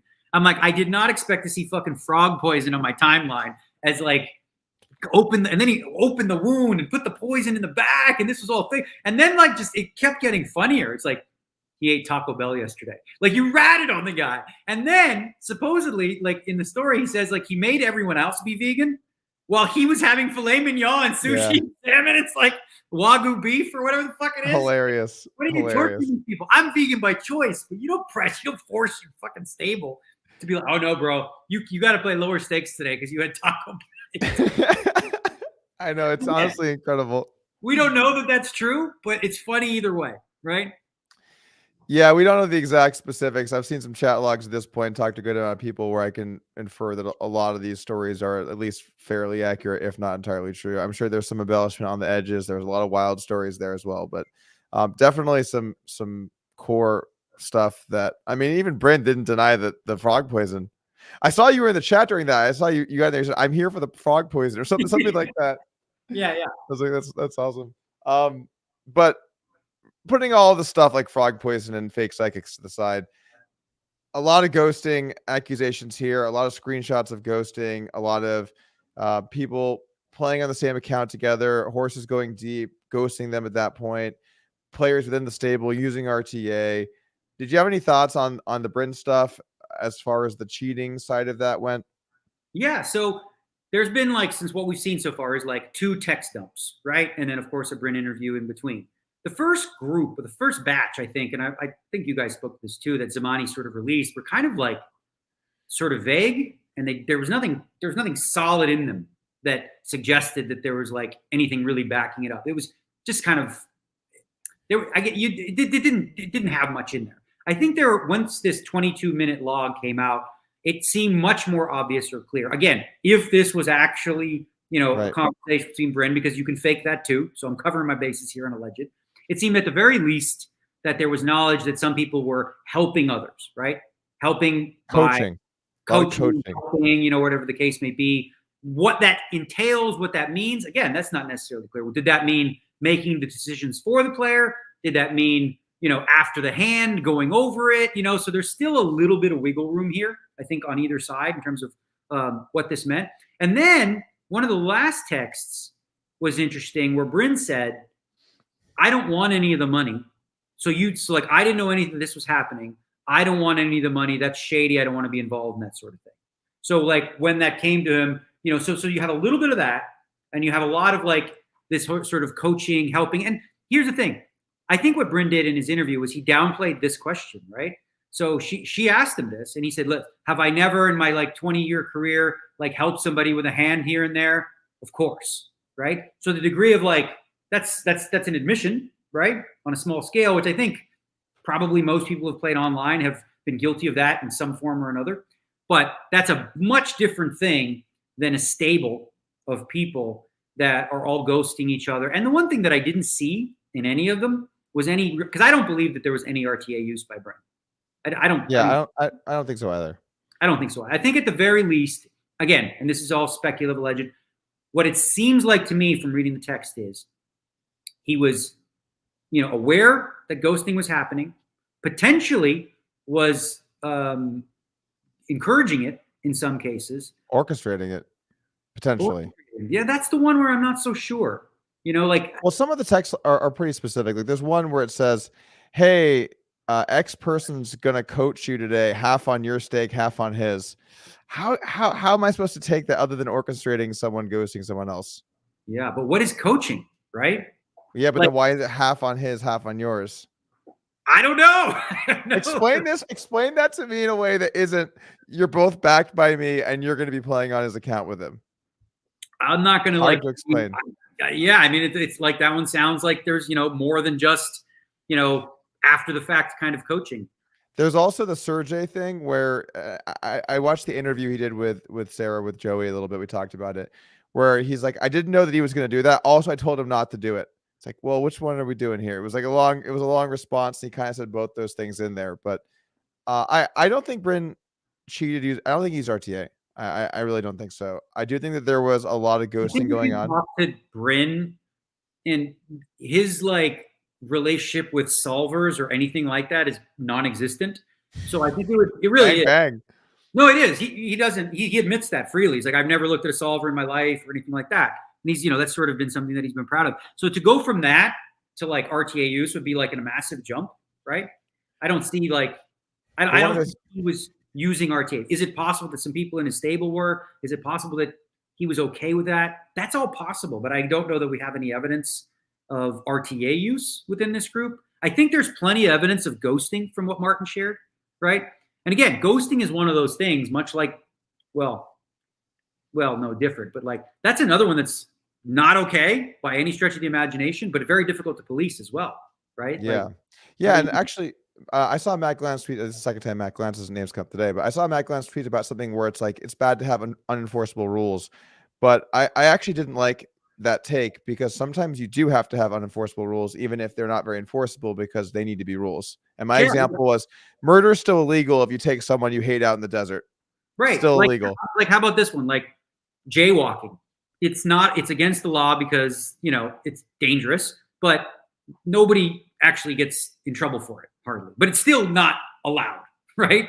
So I think that's similar to maybe some of the things like pre-flop charts, or, I think pre-flop charts are innocuous, but again, they're not allowed. But the ghosting thing, I think it really depends on the severity of what's happening. I've used this example. I saw this guy, and he was an old man, first time playing online. He won a World Series bracelet last year, right? He's ecstatic. He's got videos with his sons. They're around the computer going, yes, go dad, whatever, right? Was I there? No. Do I imagine that his kids were probably saying, Dad, you should go all in. You should do this, like that? Do I imagine that probably happened? Probably. Do I remember back at PCA years ago when the lounge was full of kids playing online tournaments, and then one guy would be deep and 20 people around him going, oh, bro, you got to call this. You got to snap. He's bluffing, all this kind of stuff, right? So there's that camaraderie aspect, which is for the most part innocent, right? And that's much different than, the things that Mark Herm or whoever else was accused of, which is you're deep in a tournament, I'm taking over, right? That stuff is much more organized, egregious, sophisticated, and problematic. How would you rate those things versus RTA? On your scale of cheating, where are those? I think RTA's RTA along with card sharing. We'll say I would say the number one is RTA and collusion together, right? Then number two is RTA, right?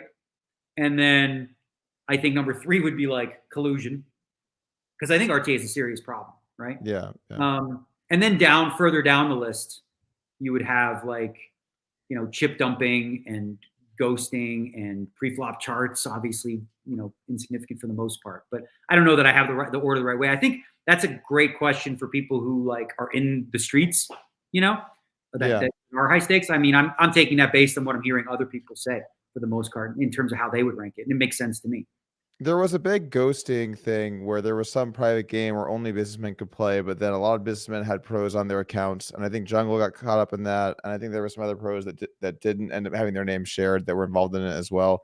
So some people in that circle feel like ghosting is just as bad as RTA, or maybe even in some cases worse than RTA. I heard that there's a 7-handed game with all Rex and it's like 7 high stakes pros. I heard the same thing. I heard that same story. Actually, I heard the same story. I think they said 6, but they're like, there were 6 at one point. There were 6 regs in the game, and I said, "Well, how many seats was the table?" And they said 6. Yeah. Wow, what a game! What yeah, a game. I mean, the private app things. I think there's like it's the Wild West of poker, right? Like play at your own risk, right? Because you have no idea what's actually happening in those environments, and there's no governing body or anybody looking out for you in that regard. On the subject of RTA, what impact will RTA and collusion have on the future of online poker? Because a lot of people, this is something I've seen in response to a lot of these stories that have been breaking lately. Oh, I was on the fence about online before. I was worried about online before. Now I'm not going to play. Now I'm just too scared. Yeah. What do you see? How do you see this affecting online poker, and what sort of precautions can be taken by the sites or by the users to prevent these types of things from happening?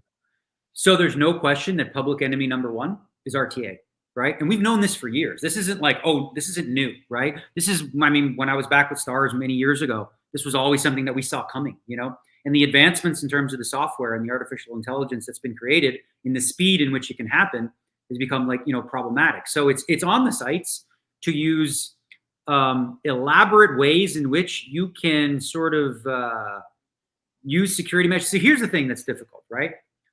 The ways in which sites will choose to figure out if there's a bot online or if there's RTA use being used, if they make that public in terms of how they're doing that specifically, then it becomes easier for cheaters to figure out a workaround, right? Like, I don't know if I don't want to give this was from Stars years ago, but like they had a specific way of knowing like if it was a bot and it was like foolproof, right?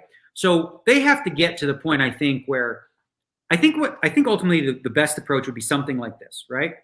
Where have access to, solvers of your own, game theory optimate algorithms, right? Then when a certain player is playing at a level that mimics or pretty damn close to like pure GTO, right? Then maybe you bring in a jury of high stakes pros, you bring in a jury of, super responsible people in that regard and understand the depths of what the human mind is capable of. Like, this is what I learned when I was playing you, is that like, as much as, solvers or whatever, like no fucking human brain can ever download that. No way. It's not possible. So I actually thought it was funny during the challenge when you'd say post, I made no mistakes. And I'm looking at mine, I'm like, well, that's new. I'm making fucking mistakes left, right, and center over here. Well, I look at my hands. I'm like butchering. I'm just like making like pure mistakes all over the place. I didn't know they were mistakes. And then I would spend 6 to 8 hours after the session go, holy shit. Oh, okay. Oh, so don't jam. That was a fold. Good. Great. Thanks. But ultimately, so as we know, there are some guys that study the shit out of solvers, right? And they can play at a very high level where they're playing pretty darn close, right? Now, there's a threshold, I think, that's probably too close. And anytime someone is playing far too close, then that raises suspicion. And I think all sites should have access to something like that, a team, if you will, of people who are constantly on the alert. So here's the thing. People have been trying to cheat at poker forever, for way back when it was holding out cards, to the early days of online poker, to today, it's just much more sophisticated. So the game, the cat and mouse game of like cheaters and, security trying to catch them, that'll go on forever, right? The fact that I think like so many accounts were banned is like a good thing. We released that. The downside, that we've talked about is not being able to release the names. So that prevents us from saying, all right, this person, hey, over at your site, don't let him on. Right. We're not working together like they do in Vegas with the blacklist. Right. Okay. That makes sense to me. A couple more things to talk about here, and then we're going to call it a day. I wanted to briefly mention your best poker players ever list. We recently did a podcast series where we talked about the best poker players ever. Your list in order, you had Phil Ivey, Chip Reese, Doyle Brunson, David Oppenheim, yourself, and then Patrick Antonius. Do you want to talk a little bit about your list, why you thought that list, that ranking made sense to you? Talk a little bit about it. Sure. Yeah. So for me, and I'm old school with this, right? And I understand that. I know the younger generation predominantly plays no limit hold'em. But when I grew up, there was that old adage, like, unless you can play all the games in Bobby's room at the high stakes, you can't be the best player, right? You can be the best specialist in one thing or the other, but to be the best, you got to play against the best in all the games. And Chip Reese for many, many years was considered the best, because I think the thing that stuck out about Chip was he didn't have an F game, or his F game didn't look very different than his A game, right? There were people, and he would admit this. He's like, Huck C at his best, way better than me. But Huck has an F game. And when he's on his F game, not so good, right? So Chip was like that steady guy. Phil Ivey comes in to the picture with just a tenacity, an intensity, and a fearlessness and a domination of everything, right? He wasn't just crushing the high stakes games in Bobby's room. He was also winning bracelets left, right, and center. He was also playing whoever online and starting out losing and then winning, ultimately coming back winning. So there wasn't a realm that he wasn't dominant in, And then I look at someone like, I added David, and I know I spoke to David about you, and this is what you about the 8-game thing. I'm like, ooh, maybe I'll play him 8-game. And then he's like, nope, don't play him 8-game. He's fucking got some sort of, he said he's got some sort of formula or something like that. Kinda. For heads up 8. Like, do this like a fucking robot. He's like, don't play him or whatever. But David has been somebody who for a long time I felt like was a really tough competitor from the psychological aspect, but he's very, very good. I've played him for many years. But he definitely has an F game for sure. So, he goes back. I saw the F game. That's because I remember we talked about it and you were like, nah, I don't know about this Oppenheim pick. I was shocked. You said his name. I thought he was a fish. Yeah, I mean, we played very few games together. So, but yeah, I mean, it was surprising when I saw that. Yeah, no, he's been somebody that is highly regarded within the community of like people who play in those stakes. So my list is very mixed game centric. And here's the thing, right? And I'm a big believer in this. I think it's anytime you come up with these lists, there's a lot of implicit things that are just unfair, right? Like I've never played with Timofey, really. Played like 2 times. Timofey might be the best of all time, but how do I know, right? So when average people make their lists, they're speculating from a place of random guesses based on media spin or attention or different things like that.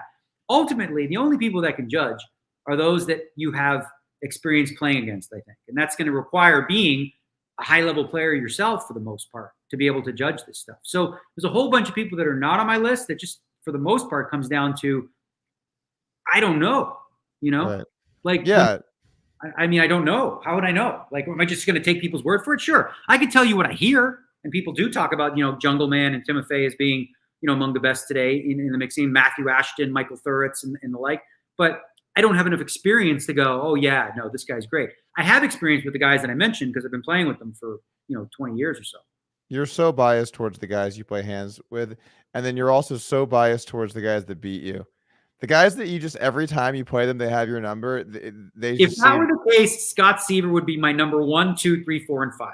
Oh, yeah? You have a tough time with Scott Seaver? I've had a tough time with Scott Seaver myself. I don't know.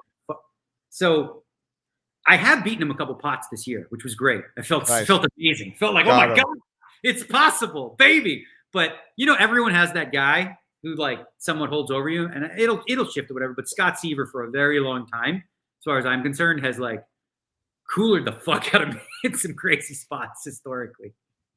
Yeah. Scott and I have had some battles. I did eliminate him from the one drop that I won, so I got him there too. I've at least one back. The thing about Scott is when you're in a close spot with him and he starts talking to you on the river, it's just brutal because he's just trying to manipulate you into doing whatever he wants, and you're trying to just ignore him while he just goes into whatever saga. And I believe that he's the best at this in poker by a mile.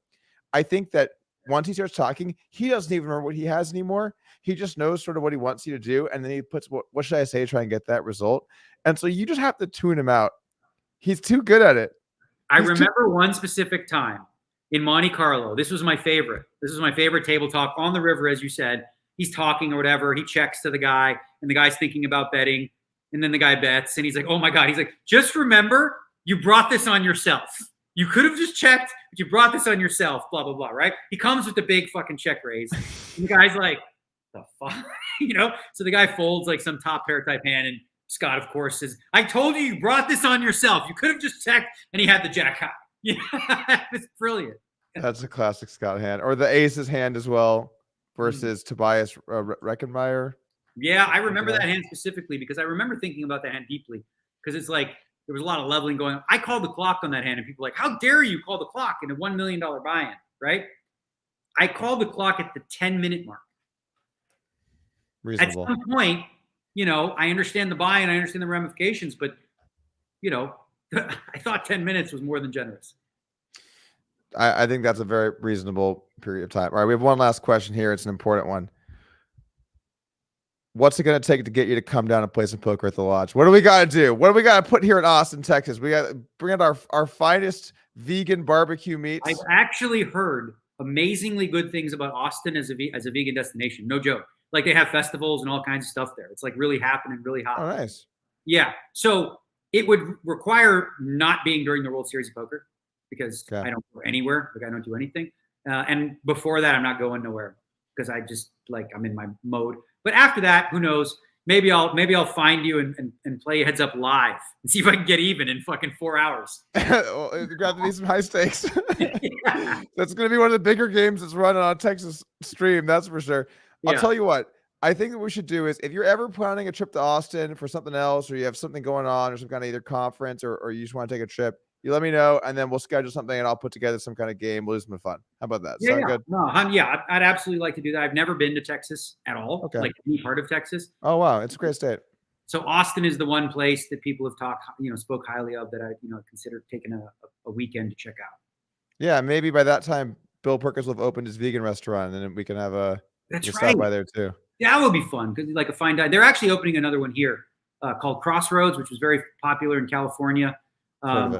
Yeah, and they're opening one here at the resorts. I'm super excited about that. It's just nice to have like nice places you can go. Like I like the Wynn and Encore for those of you in Vegas because the Wynn, most of my friends are not vegan, right? So like I want them to have something they really like, and then me to have something that I would really like. So one of my best, I like to go to the steakhouse at SW because they have obviously beef for you people. Right. And then for me, they have a full vegan menu at all the restaurants. But yeah, Austin, I've heard really good things about. So I would consider that after the series though. Yeah. It's a cool city. So it's a great place. A lot of music, a lot of food, a lot of outdoor stuff, a lot of music, no state income tax like Nevada. So that's good. Yeah. That seems important. All right. Daniel, thanks for coming on the pod today. I think we did it. We hit through all this stuff. Appreciate you taking the time to give us your thoughts. All right. Good luck with the lodge. I think did you name it that or was it already the lodge? It was already named the lodge, but I think it's a great name. So we're sticking with it. It took me for $1,000 down at the lodge. It's great. Yeah. It took you. Yeah. You took me for $1,000. That's a cheap night at the lodge. If you played some of the games, that's for sure. Yeah. I'm still stuck this year. They've been getting me, but I've been on the comeback trail. Good luck this table. What's up? Too many people at the table for you. Must be. It really is. Those first couple of sessions, I was just unloading the clip, and they were showing me the sets, and it was not good. Well, I folded to a 3-bet the other day, and one of the regs was like, "Oh, I guess I'm going to stop using the stack the fish size now," or something like whatever he said, the you never fold size or whatever it was. Yeah, that's good. Anyway, man. So this summer, people can follow. I assume you're going to be doing some vlogs, right? Yeah, we're going to do the same thing we did. We're going to do the YouTube vlogs daily. And then I'm also going to do the same thing. Probably on Wednesday, we'll release on Pocket Fives a chance to buy a piece of my package for the whole thing, right? And also we're going to do dailies. And I do this for shits and giggles, so I charge no markup. So I think it's a good deal. But, you not, the value is in the eye of the beholder. So yep. At your own risk. Wise words. All right, that's going to be it from here at the podcast. We're going to be back next week. Joe Ingram joins the pod. I'll see you guys then. Let's call it a day.